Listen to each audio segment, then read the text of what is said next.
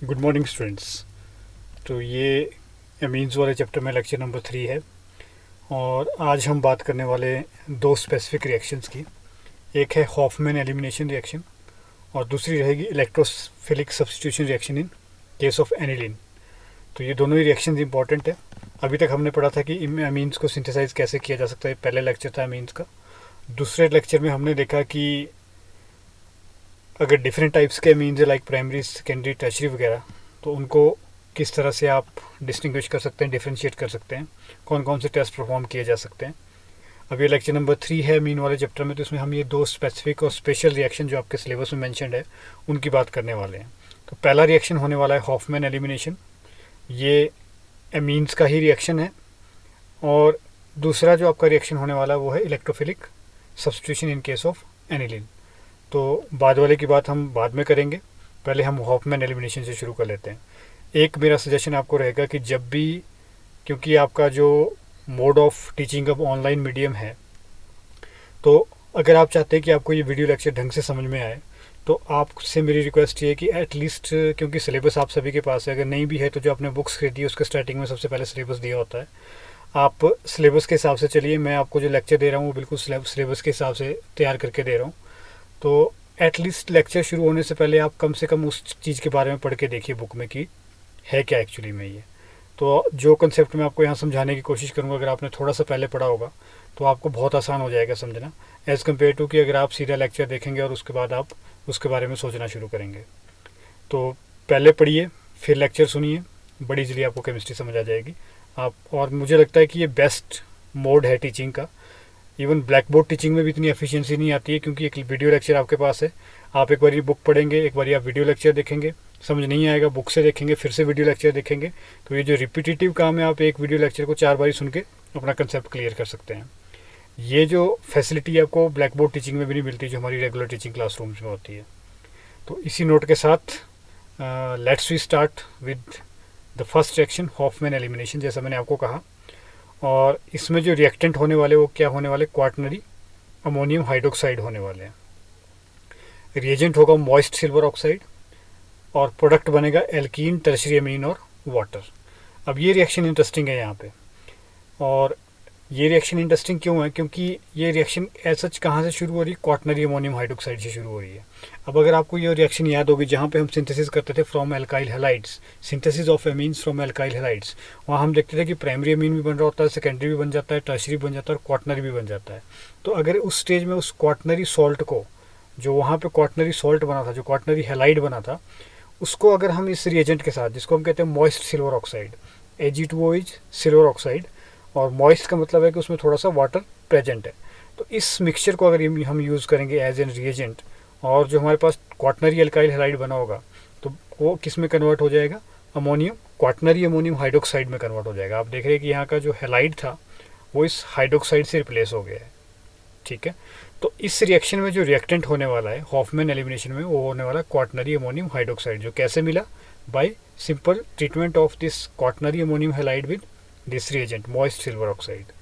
तो जैसे ही ये क्वाटनरी अमोनियम हाइड्रोक्साइड बनता है, इसकी टेंडेंसी रहती है कि ये वाटर लूज करके एक एल्कीन जनरेट करता है। अब वो एल्कीन कैसे होने वाली है वो हम यहाँ पे देखेंगे।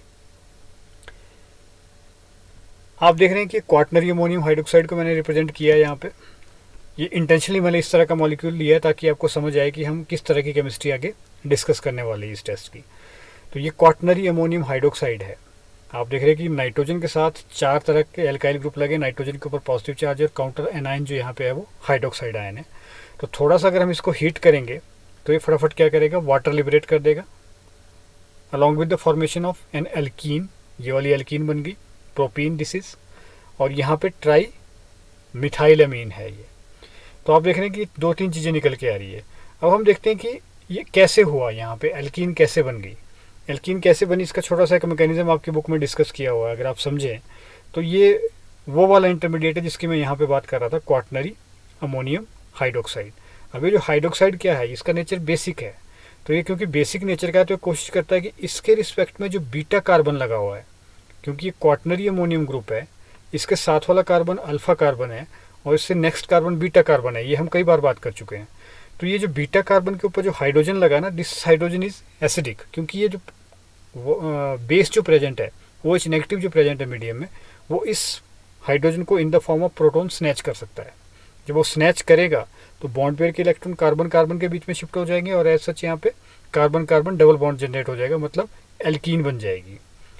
अब जैसे ही ये डबल बॉन्ड जनरेट होना शुरू हुआ, क्योंकि नाइट्रोजन के ऊपर तो पहले से ही पॉजिटिव चार्ज चल रहा था, नाइट्रोजन कहता है कि ये जो बॉन्ड पेयर के इलेक्ट्रॉन इसको मैं वापस ले लेता हूँ। नेट इफेक्ट इज कि यहाँ पे एक टर्शरी अमीन, जिसको हम कह रहे हैं ट्राई मिथाइल अमीन, जनरेट होगी। और वाटर कहाँ से आ रहा है, क्योंकि OH नेगेटिव कंबाइन कर गया इस प्रोटोन के साथ, तो वाटर जनरेट हो गया। तो बड़ी सिंपल सी केमिस्ट्री इस रिएक्शन की है। इस रिएक्शन को हमने नाम दिया हॉफमैन एलिमिनेशन रिएक्शन। अब ये रिएक्शन की केमिस्ट्री थी जनरल। अब आपके सिलेबस में जो स्पेसिफिकली मेंशन्ड है वो है कि आपने हॉफमैन एलिमिनेशन को कंपेयर करना है सेटजेफ एलिमिनेशन से। तो हॉफमैन एलिमिनेशन में क्या केमिस्ट्री रहती है, क्या रिएक्टेंट रहता है, वो हमने अभी देखा प्रीवियस स्लाइड में। अब हम सेटजेफ एलिमिनेशन को पहले थोड़ा सा समझ लेते हैं कि ये क्या चीज़ है, फिर हम कंपेयर करके देखेंगे कि दोनों में क्या फ़र्क है।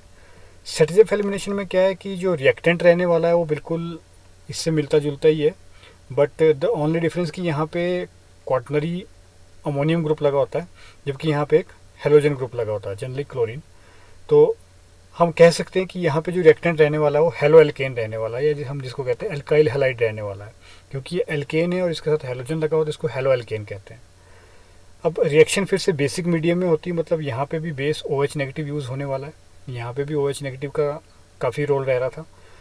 अब इन दोनों रिएक्शन में क्या होता है कि काफ़ी सारी चीज़ें कॉमन है, इसलिए इनको कहा गया है कि इनको कंपेयर करके देखना है कि क्या डिफरेंस आता है इनमें आफ्टर परफॉर्मिंग द रिएक्शन।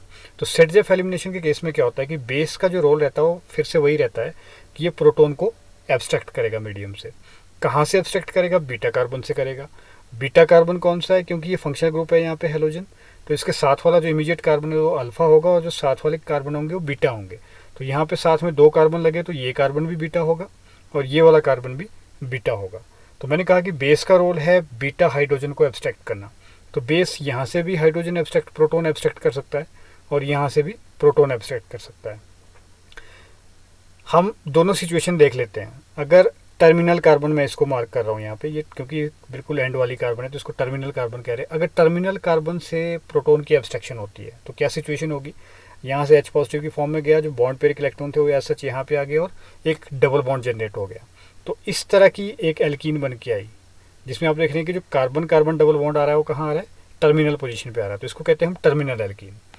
दूसरी सिचुएशन थी कि कार्बन, जो बीटा कार्बन यहाँ पे है, वहाँ से प्रोटॉन का लॉस हो, तो जब यहाँ से प्रोटॉन का लॉस होगा तो बॉन्ड पेयर के इलेक्ट्रॉन इधर शिफ्ट हो जाएंगे और एज सच यहाँ पे आप देखेंगे कि इन 2 कार्बन के बीच में एल्कीन बनेगा, डबल बॉन्ड कार्बन या डबल बॉन्ड सिचुएशन क्रिएट होगी या जनरेट होगी। तो अब इन दोनों एल्कीन्स में क्या डिफरेंस है, इसको हमने कहा टर्मिनल एल्कीन। इसको लेस सब्स्टिट्यूटेड एल्कीन्स भी कहते हैं और इसको मोर सब्स्टिट्यूटेड एल्कीन्स भी कहते हैं। अब ये कैसे कंसेप्ट बना, मोर सब्स्टिट्यूटेड एल्कीन्स का मतलब है कि अगर हम सिंपल एल्कीन की बात करें तो हम देख रहे हैं कि यहाँ पे एक कार्बन है और ये इस दूसरे वाले कार्बन के साथ डबल बॉन्ड बना रहा है।